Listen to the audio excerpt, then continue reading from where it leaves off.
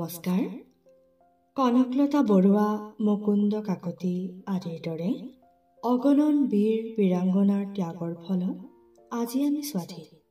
সেয়েহে তেওঁলোকলৈ শ্ৰদ্ধা নিবেদন কৰি কবি শ্ৰীযুত মনোজ কুমাৰ শৰ্মাদেৱে ৰচনা কৰা এটি কবিতা আজি আবৃত্তি কৰিবলৈ লৈছোঁ।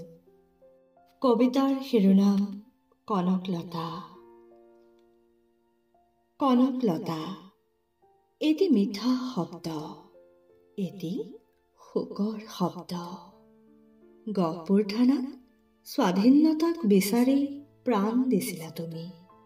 সাক্ষী তোমাৰ হাজাৰ জনতা, চাৰিওফালৰ গছ বন, মাটিৰ কণিকা, আকাশৰ গ্ৰহ তৰা আৰু মেঘমালা, আৰু তুমি মিলি গলা স্বাধীনতাক আদৰি অনা এজাক উন্মনা বতাহত।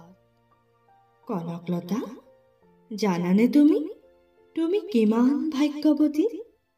তোমাৰে লগতে শত সহস্ৰজনে ধৰণীলৈ আহি উভতি গ'ল, চিন চাপ একোৱেই নৰল। কিন্তু আজি তুমি ভাৰতীয়ৰ প্ৰাণত, চোৱাচোন আধা ফুটা মাত কথাৰ শিশুসকলৰো তুমি আপোন। তেওঁলোকৰ পেঞ্চিলেৰে বগা কাগজত নিগৰে পতাকাখনৰ সৈতে তুমি আৰু তোমাৰ স্বাধীন ভাৰতৰ সপোন। ধন্যবাদ।